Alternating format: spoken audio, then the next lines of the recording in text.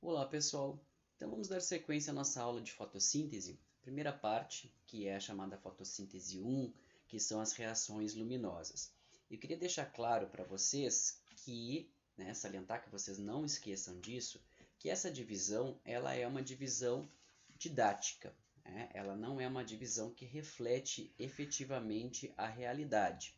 Algumas características, sim, como por exemplo a questão da localização dessas reações chamadas de reações luminosas e depois a segunda parte, que é a fase de assimilação do carbono, elas ocorrem realmente em locais distintos do cloroplasto. Como eu já havia dito, as reações luminosas ocorrem naquelas membranas chamadas de tilacoides, enquanto as reações de assimilação do carbono ocorrem no estroma, que é a parte líquida do cloroplasto. Eu pedi para vocês darem uma olhada melhor naquela estrutura de cloroplasto lá no livro do Thys. Tá? Entretanto, essas reações elas ocorrem de forma simultânea para a maior parte das espécies. Algumas espécies vão ter uma separação temporal dessas duas fases da fotossíntese, mas essas são as espécies que apresentam o chamado metabolismo ácido das crassuláceas, o metabolismo MAC ou CAM, como vocês podem encontrar por aí na literatura. Tá? Em geral, essas reações elas operam juntas e aquela nomenclatura de fase clara e fase escura não procede para a maior parte das espécies. Por quê? Com exceção das espécies MAC, porque as enzimas que operam na fase na fase de assimilação do carbono, elas precisam de luz para serem ativadas por outras enzimas. Tá? Então, toda a cascata de ativação dessas enzimas depende, em última análise, de luz também. Tá bom? Por que essas duas fases vão acontecer juntas também? Porque a fase 1 ela vai gerar, na verdade, como produto final, ATP, que é energia, e poder redutor na forma de NADPH reduzido, o NADP reduzido, que é o NADPH, que vai servir de combustível para que se faça a assimilação de carbono na fase 2. Então essas fases elas precisam operar juntas, porque uma gera combustível para a outra. Tá? Então vamos lá, recomeçando a nossa aula, do ponto de onde nós paramos, para começar a falar a respeito da absorção de luz pelos complexos antena, os chamados sistemas antena. Aqueles sistemas antena que eu mostrei para vocês na aula passada, onde nós tínhamos a distribuição de pigmentos associados a um pigmento especial, que é o chamado centro de reação. Tá? O sistema antena ele é dividido em duas partes específicas. O sistema antena em si, onde nós temos pigmentos fotossintetizantes organizados de maneira específica para fazerem a captura da luz. Aí vocês devem lembrar que nas camadas mais superficiais, nós temos a distribuição principalmente de carotenoides, porque eles são os pigmentos acessórios da fotossíntese e recebem os comprimentos de luz com maior energia, filtram esse comprimento de luz para que o excesso de energia seja dissipado, para que ele não atinja as clorofilas e depois o centro de reação, promovendo alterações que vão tornar aquele centro de reação ou aquelas clorofilas do sistema antena danificadas. Então, ele é um filtro para o excesso de energia, dissipa o excesso de energia na forma de calor e faz com que passe somente a quantidade de energia necessária para excitar as moléculas de clorofila e fazer com que elas transmitam a energia de uma para outra até que cheguem no centro de reação. Tá? O centro de reação, por sua vez, vai ter uma clorofila especial, que é justamente a clorofila que vai fazer a transferência de elétrons. Tá?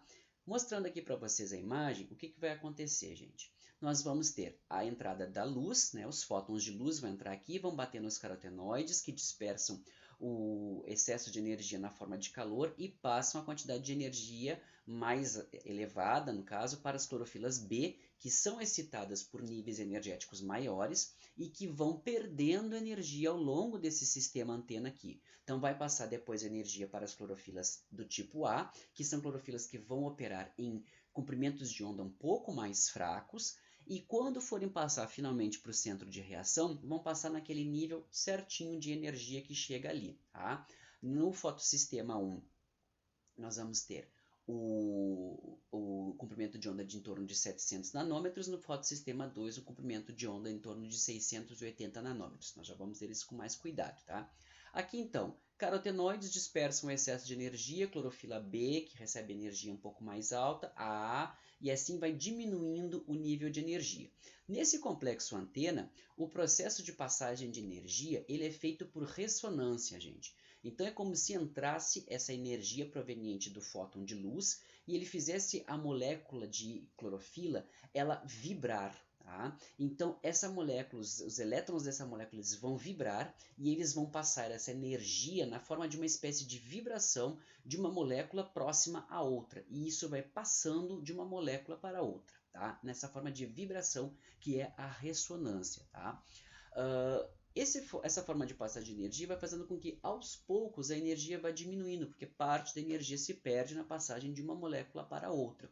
E isso é muito importante. Por que isso é importante? Porque essa perda de energia faz com que o processo seja irreversível. Então, ao chegar um fóton de luz aqui e bater, ele vai perdendo energia aos poucos e isso vai fazendo com que ele percorra um caminho de mão única até chegar no centro de reação e não ocorra, por exemplo, dele retornar aqui para os carotenoides e se perder.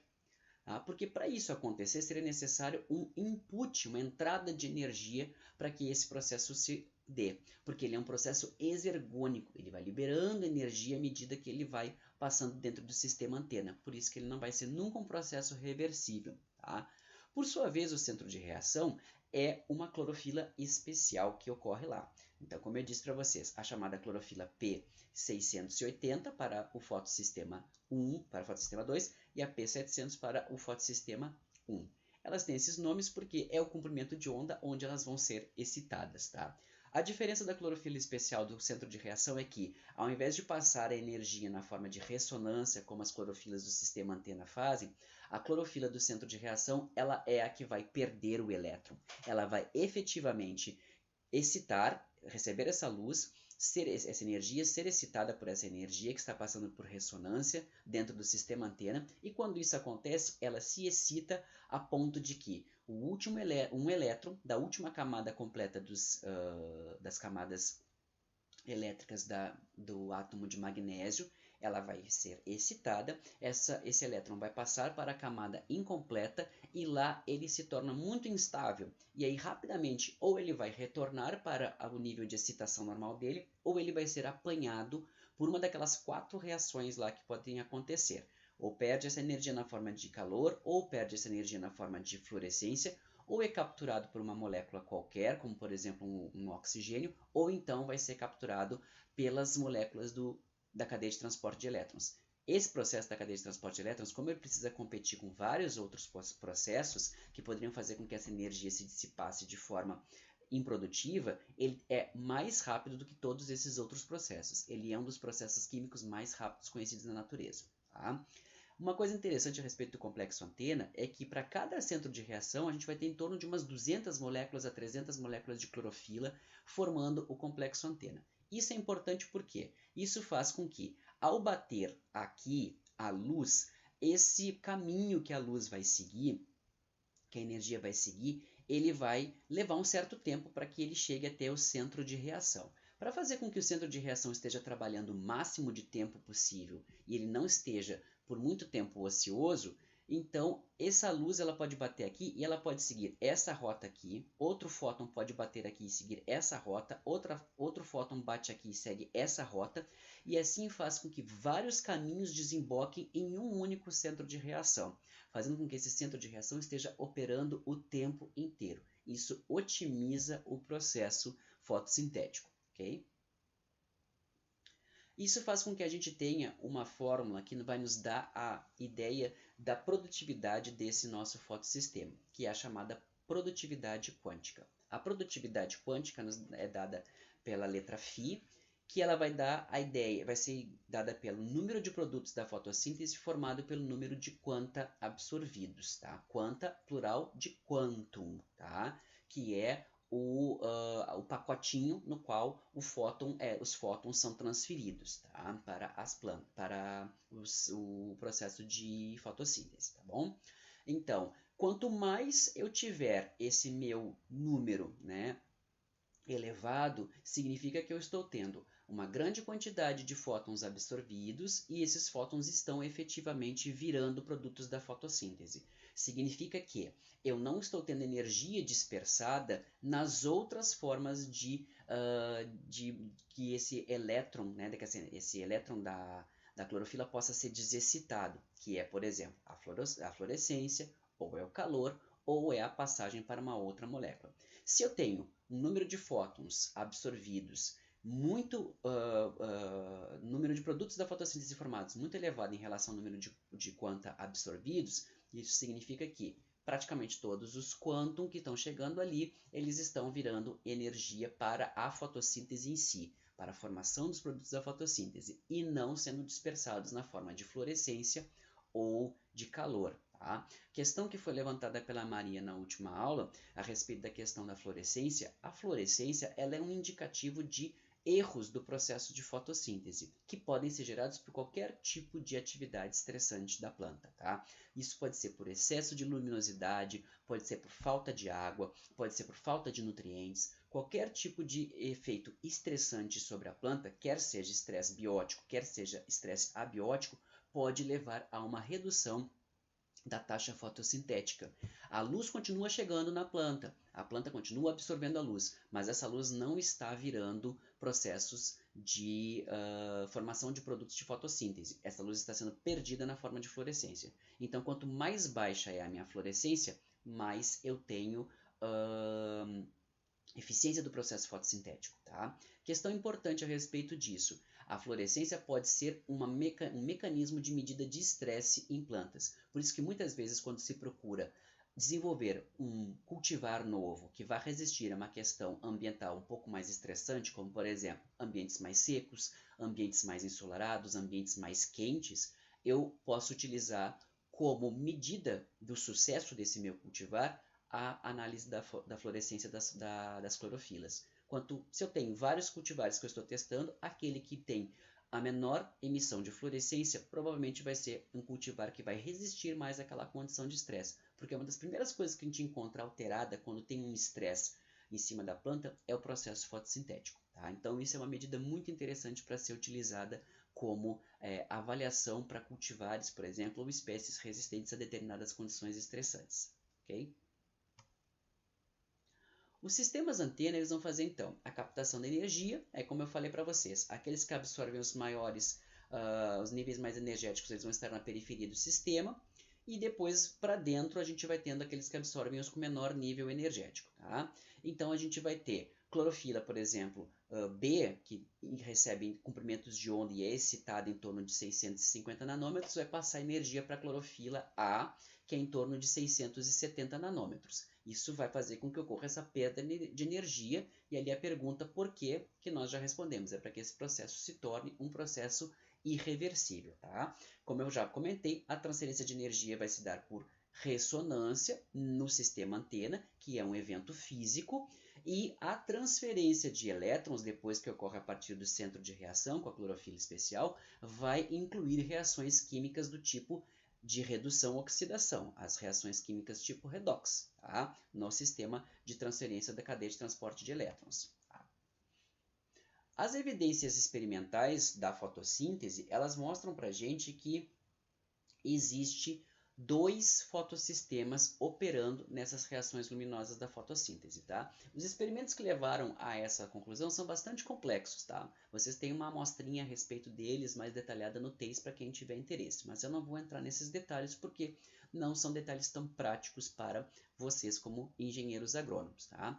Cada um desses fotossistemas vai apresentar um centro de reação que vai ter um comprimento de onda específico. Como eu já havia dito, o fotossistema 1, a clorofila especial do centro de reação dele vai ser excitada no comprimento de onda de 700 nanômetros em média, enquanto o fotossistema 2 vai ter a sua clorofila especial excitada no comprimento de onda em torno de 680. Então, por isso que a gente chama de P700 e P680, tá bom?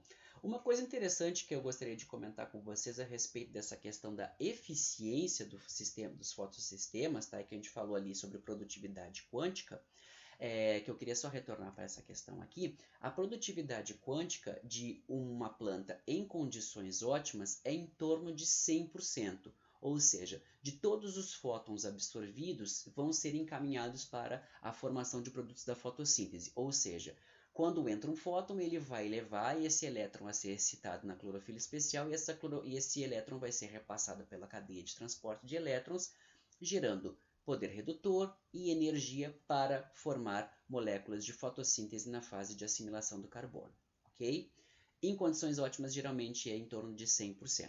Ocorreu perturbações disso, vai haver diminuição dessa eficiência quântica, porque nós vamos ter o aumento do processo de emissão de fluorescência, porque há desbalanço na cadeia de transporte de elétrons, alguma coisa prejudica essa cadeia, então parte da energia começa a ser perdida na forma de fluorescência. E aí nós temos uma redução da produtividade quântica. Produtividade quântica, gente, está relacionado à quantidade de quanta, né, que são os pacotes de fótons que chegam na planta, que vão virar produto de fotossíntese. Isso não quer dizer que eu esteja falando em eficiência energética, que é uma outra coisa, tá? A eficiência de transferência da energia luminosa, que é a quantidade de energia que tem naquele fóton que chega com aquele determinado comprimento de onda, e o quanto dessa energia contida ali vai virar energia química é na ordem de 27%. Então, assim, ó, de todos os fótons que chegam em condições ótimas que a planta aproveita para transformar em produto de fotossíntese é 100%. Agora, a energia contida nesses fótons é aproveitada em torno de 27%, porque existem perdas ao longo do processo. Não esqueçam disso. Quando eu passo de uma clorofila para outra, eu vou perdendo energia. Tanto é que a clorofila que está mais abaixo vai sendo dentro do sistema antena, ela vai sendo excitada por comprimentos de onda com menos energia do que as clorofilas que estão mais na periferia do sistema antena. E isso é importante para que o processo seja irreversível. Lá no final das contas, a gente vai ter em torno de 27% de toda a energia luminosa que chega na forma de fótons nos fotossistemas vai ser transformada em produtos da fotossíntese, tá? Esse valor para processos biológicos é considerado um valor bastante elevado, porque a gente tem que entender que, gente, termodinâmica e a segunda lei da termodinâmica, né, que é a lei da entropia, não tem como a gente fugir dela, tá? Agora, um outro valor interessante que a gente também pode tirar dessa análise é a chamada eficiência da estocagem de energia solar. Isso quer dizer o quê? Representa a quantidade de energia do espectro solar que está sendo emitido lá pelo Sol, global e que atinge o nosso planeta, vai ser convertida numa forma utilizável, ou seja, em energia química pela planta. Então, quanto que o Sol emite de energia e que chega no nosso planeta e que efetivamente é utilizado pelas plantas para ser transformado numa forma química utilizável? Esse valor está em torno de 4%. Tá? Então, são três formas diferentes da gente analisar esse processo. Na forma global, a forma individual na planta com relação ao que ela recebe de fótons e a quantidade de energia contida nos fótons que é aproveitada para gerar produtos de fotossíntese, ok? Retornando aqui, a cadeia de transporte de elétrons, então, ela vai se dividir em dois momentos, tá? Ah, eu esqueci de comentar, gente, desculpa. Só para dizer para vocês essa questão da eficiência energética global, ela vai ser em torno de 4% para as plantas C3, né, 4,3%, que são as plantas, a maior parte das plantas cultivadas são plantas do tipo C3. Na próxima aula a gente vai aprender a diferença de plantas C3 para C4. E as plantas C4, que são plantas mais eficientes do ponto de vista de fotossíntese, elas vão ter esse aproveitamento em torno de 6%. Então vejam que interessante que é esse valor, né? De tudo que chega de energia proveniente do espectro solar, cerca de, no máximo, dentro dos vegetais, aqueles mais produtivos vão usar em torno de 6% dessa energia na conversão de produtos de fotossíntese. Tá? Retornando aqui então, quando esses pesquisadores inicialmente estavam avaliando as questões de excitação de diferentes comprimentos de onda no processo fotossintético, utilizando diferentes, né, colorações, do espectro luminoso, trabalhando com azul, com verde, com vermelho, descobriram que havia diferenças nos níveis de excitação dentro desse transporte, né, de elétrons proveniente do processo fotossintético, e aí concluíram que existem dois fotossistemas distintos e que esses fotossistemas são excitados por comprimentos de onda levemente diferentes, né, em torno do vermelho, né, P680, e do vermelho distante, P700, no fotossistema 1. Tá? Isso é interessante porque vai gerar uma cadeia de transporte de elétrons que vai operar naquilo que a gente chama de esquema Z da cadeia de transporte de elétrons. Tá? O esquema Z ele é importante por uma questão muito relevante na transformação da irreversibilidade do transporte de elétrons dentro dessa cadeia. Tá? Como a cadeia ela é formada por dois fotossistemas diferentes que fazem, esses dois fotossistemas são fixos dentro da membrana, portanto, e eles não se situam um do lado do outro. Portanto, se eu tenho dois fotossistemas que estão fisicamente separados, né, espacialmente separados dentro do meu cloroplasto, e eles são fixos dentro da membrana, eu vou ter que ter, obviamente, transportadores que fazem o transporte de elétron de um lado para o outro, entre um fotossistema e o outro. Tá? E aí esses carregadores e todo esse sistema construído do chamado esquema em Z, ele vem para fazer uma função muito importante. Ele vai fazer separação ao longo da membrana do cloroplasto, ele vai fazer a separação de cargas entre o lume do cloroplasto e a parte externa do cloroplasto, que vai ser o estroma. Lá no tilacoide, ele vai fazer esta separação. E essa separação é importante porque, de um lado, eu vou ficar bem carregado com cargas positivas dentro do lume, né, prótons, e no lado externo, por conseguinte, eu vou ficar com muitos elétrons. Assim, eu gero uma diferença de potencial elétrico, e essa diferença de potencial elétrico ela vai ter uma grandeza muito elevada. Para que esse processo se tornasse reversível e eu conseguisse fazer com que os elétrons andassem para o outro lado, voltassem para a sua origem e fossem lá para a molécula de clorofila, eu teria que eliminar essa energia gerada por essa diferença de potencial eletroquímico. E isso necessitaria de muita energia para que isso acontecesse. Então, o processo de condução da cadeia de transporte de elétrons se torna virtualmente irreversível por conta dessa grandeza que é gerada na cadeia de transporte de elétrons, ok? Como que é então essa cadeia de transporte de elétrons? O esquema é em Z, porque vem de zigue-zague, ele começa aqui, sobe, desce, sobe de novo e desce de novo. Então ele é um zigue-zague. Tá? Isso aqui é importante porque vai fazer com que ocorra a separação de cargas de um lado para o outro, e aí a gente consiga evitar com que o processo se torne reversível. Tá? Então aqui no primeiro fotossistema, que recebe o nome de fotossistema 2, porque ele foi descoberto depois do e caracterizado depois do fotossistema 1. Tá? Dentro da sequência de eventos da cadeia de transporte de elétrons, ele é o primeiro a receber a luz e encaminhar o elétron de uma clorofila para a outra, tá? De um fotossistema para o outro. Mas ele recebe o nome de fotossistema 2. Então, assim, ó, tudo possível para complicar a compreensão do processo, tá? De forma bastante resumida, o fotossistema 2 vai ter a clorofila específica, ele tem o sistema antena e ele tem o centro de reação. No centro de reação, ele tem uma clorofila chamada de P680, que recebe esse nome, como eu já disse, porque ela é excitada no comprimento de onda do 680, que é o comprimento de onda do vermelho.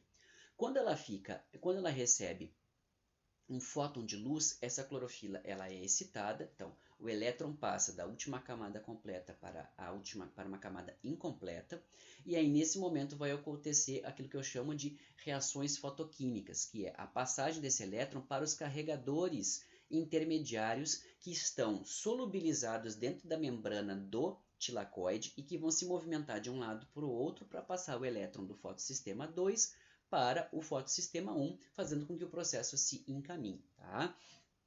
Então, no fotossistema acontece essa primeira chegada de luz, excita a clorofila P680, que transfere os seus elétrons primeiro para a feofitina, depois para um pool de quinonas, depois para o chamado complexo citocromo B6F, e aí passa para a plastocianina e depois novamente para o fotossistema 1.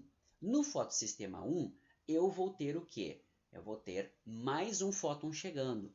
E aí nós vamos excitar a clorofila P700 ao nível, né, onde ela fica excitada, e ela vai passar esse elétron para uma série de carregadores intermediários, até nós chegarmos em proteínas que contêm o íon ferro, que vão passar para a chamada ferredoxina.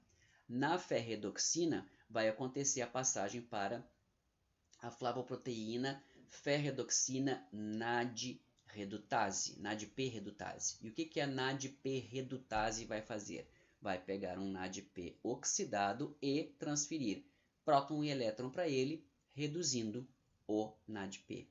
Tá? Então, na verdade, transfere o elétron, porque o próton já está aqui. Tá? Então, transforma o NADP mais em NADPH, que é a forma reduzida. Este aqui é o tal do poder redutor. Então, é uma das coisas formadas durante a cadeia de transporte de elétrons e que a gente precisa para a fase 2 da fotossíntese, a formação de poder redutor. Tá? Como é que vai se dar esse processo aqui, resumidamente, gente? De onde sai esse elétron aqui? Né? Como que vem para cá? Por que tem que entrar luz aqui também? Nós vamos ver isso tudo agora. Tá? Fotossistema 2, então, como eu disse para vocês, ele vai receber o primeiro fóton. Ele vai ter como centro de reação a clorofila especial P680. E nele é que vai ter também o complexo de evolução do oxigênio, que vai ser o responsável por fazer a oxidação da molécula de água. Ele está errado, é oxidação. Tá? Novamente, oxidação. Tá? Então, é oxidação que acontece. Tá? Como é que vai acontecer esse processo aqui? Ó?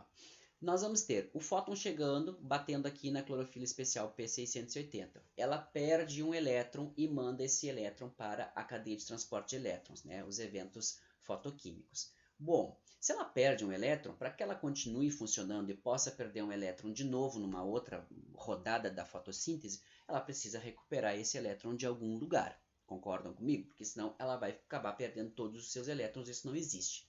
Então ela precisa recuperar esse elétron que ela perdeu para poder novamente receber mais um fóton e transportar esse elétron, excitar esse elétron e perder mais um. Porque só quem faz isso é essa clorofila. Então ela precisa estar todo o tempo com as suas camadas completas para que sempre que ela perde um elétron, repõe e ela pode perder de novo e assim ir passando os elétrons eternamente nessa cadeia de fotossíntese. Tá? O que vai repor esse elétron para essa clorofila? A água. Tá? A água é o doador de elétrons do processo da fotossíntese. Por isso que nós precisamos de água, tá? Para o processo fotossintético. E como é que isso vai acontecer? Aqui dentro existe o chamado complexo de evolução do oxigênio. Tá? Esse complexo de evolução do oxigênio, ele vai ter isso aqui, gente. Ele vai ter átomos de manganês associados a esse complexo de evolução do oxigênio. E ele vai dar os chamados diferentes níveis de oxidação do sistema. Olha a reação que acontece lá nesse processo. Duas moléculas de água vão se transformar em uma molécula de oxigênio, que é O2, né? O H2O tem um oxigênio só. Para formar uma molécula de oxigênio atmosférico, nós precisamos de 2 oxigênios. E isso vai promover o quê? A transformação de 2H2O. O que é o H? H é hidrogênio. Hidrogênio é um próton e um elétron. Então, se eu tenho 2 aqui, eu vou acabar tendo o quê? 2 moléculas de água que tem H2, eu vou ter 4 prótons e 4 elétrons. Tá? Quando eu faço a quebra da molécula de água, eu acabo com um oxigênio, 4 prótons e 4 elétrons. Tá? Como é que isso aqui vai acontecer? Tá?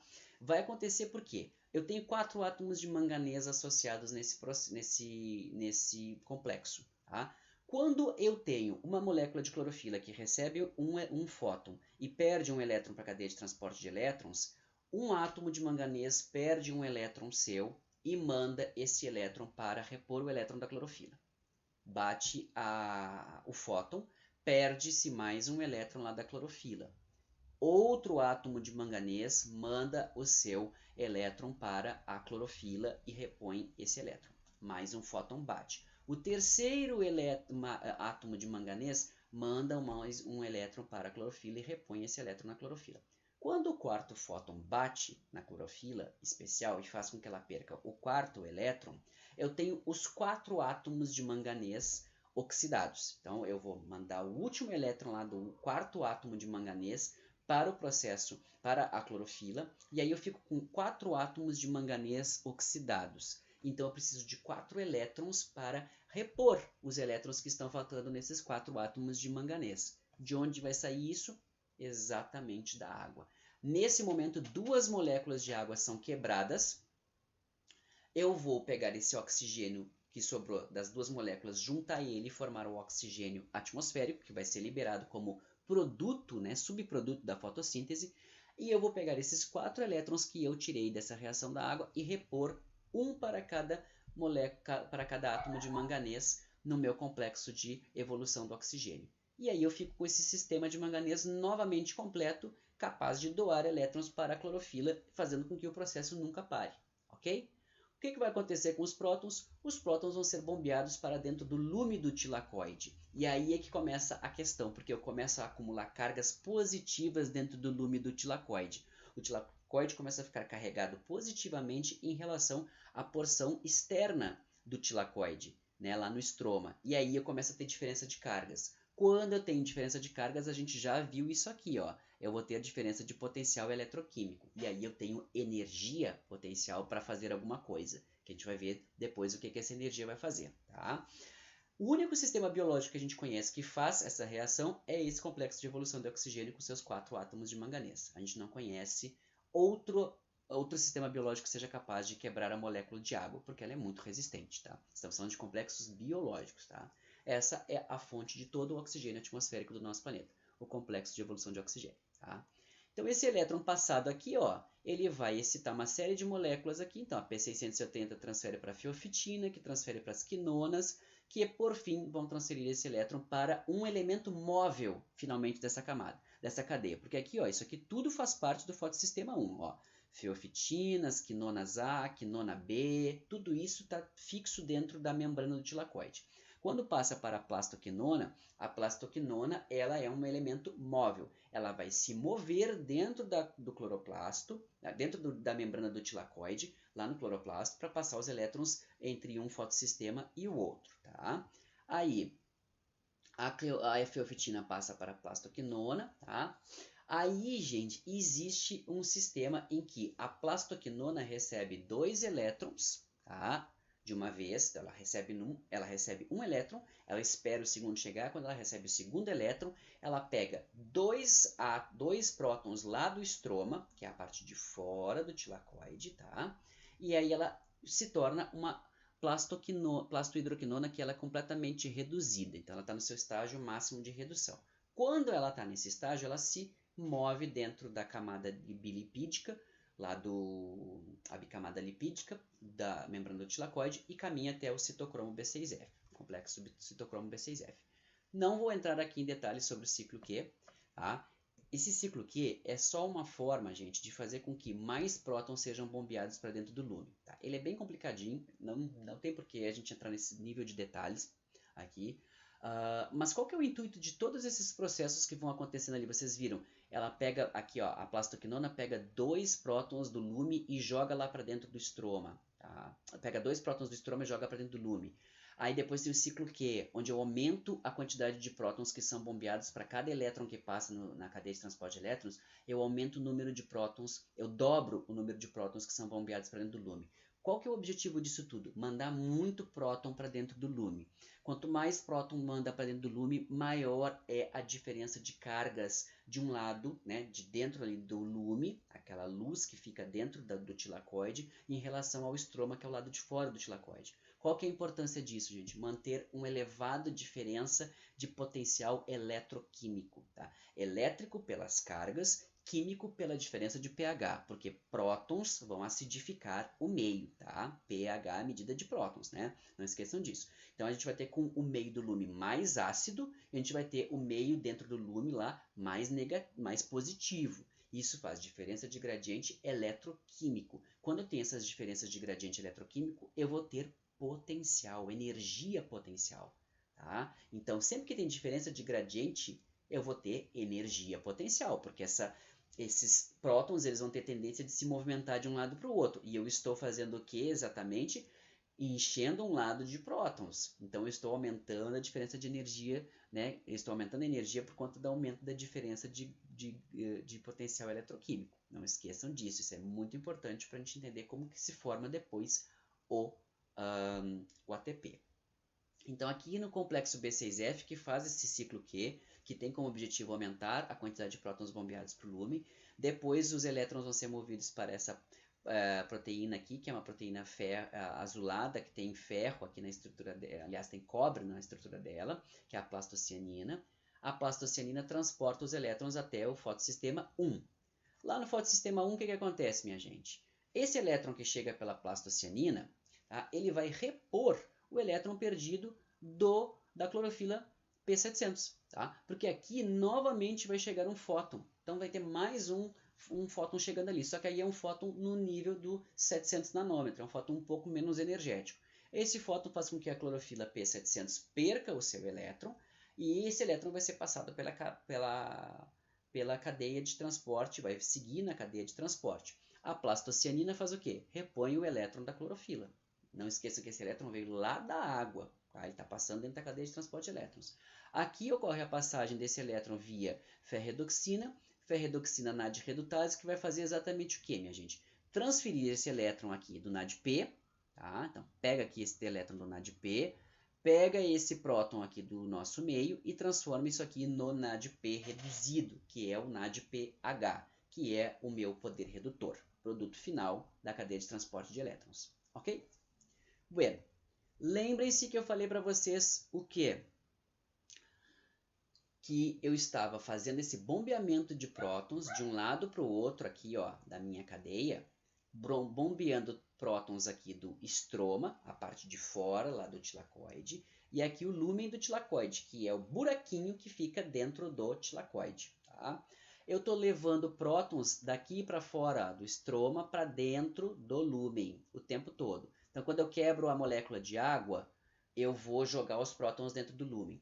Quando a plastoquinona faz o seu girinho aqui, ela pega prótons do estroma e joga para dentro do lúmen. Quando ocorre o ciclo Q dentro do complexo citocromo B6F, ele está jogando prótons para dentro do lúmen. Tá? Então, tenho 3 pontos aqui que a gente chama de pontos de conservação de energia. Por quê? Porque são esses pontos que vão bombear prótons para dentro do lúmen, fazendo com que sempre exista uma diferença entre as cargas e o pH que ocorre entre o estroma e o tilacoide do lúmen, o lúmen do tilacoide. Tá? Então aqui eu vou ter mais cargas positivas dentro do lúmen e aqui eu vou ter menos cargas positivas. Então tem diferença de cargas.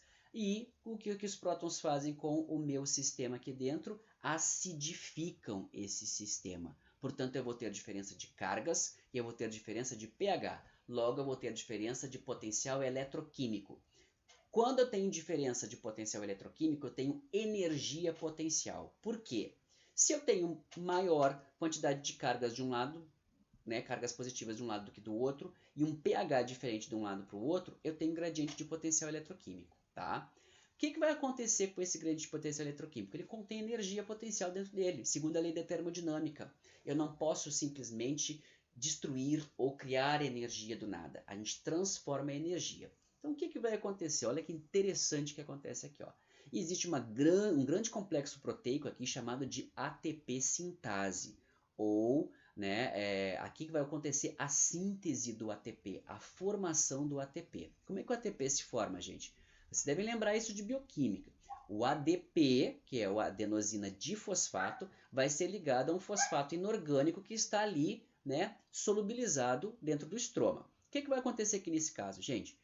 Esses prótons todos que estão formando essa diferença de potencial eletroquímico, eles vão passar dentro desse processo aqui, que é como se fosse uma bomba. Tá? Eles vão passar por dentro desse complexo proteico, que é a ATP sintase, e quando o próton passa de um lado, onde ele está super concentrado, formando esse gradiente de potencial eletroquímico, e, portanto, a energia em potencial, ele passa de um lado para o outro, ele dissipa essa energia potencial.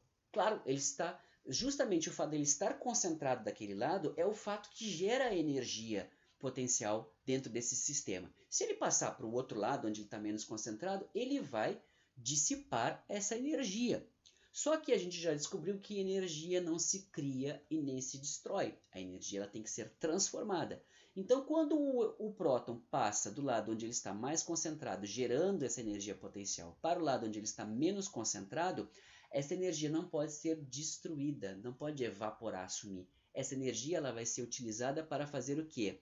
Essa proteína aqui, ela vai sofrer uma transformação de conformação morfológica, né? Ela vai mudar de formato, e nessa mudança de formato ocorre o quê? A proteína pega um ADP, pega um fosfato inorgânico no meio e junta eles formando ATP. Essa energia que ocorre, né, quando a passagem de um próton de um lado para o outro, que ela seria dissipada, ela não pode ser dissipada, ela não pode sumir, ela é usada para formar uma ligação química entre um fosfato que está solubilizado no estroma para se ligar a um ADP que também está solubilizado no estroma, formando um ATP. Então, energia potencial proveniente do chamado gradiente eletroquímico, quando o próton passa, dissipando essa energia ela é utilizada para ser guardada na forma de uma ligação física de um fosfato com um ADP, formando uma adenosina trifosfato ou ATP, ok? Então, como produtos finais da cadeia de transporte de elétrons, eu vou ter o poder redutor, que forma aqui, ó, no fotossistema 1, aqui no final, com a passagem do elétron de um NADP oxidado, pegando mais um próton aqui do estroma e transformando em NADPH, e o outro produto final, o ATP, que é formado neste grande complexo chamado ATP sintase, que utiliza a energia potencial do gradiente de potencial eletroquímico que se forma através dessa membrana. Quando o próton passa para o outro lado, essa energia é utilizada para formar uma ligação química de um fosfato com um ADP, formando o outro produto final da cadeia de transporte de elétrons, que é o ATP.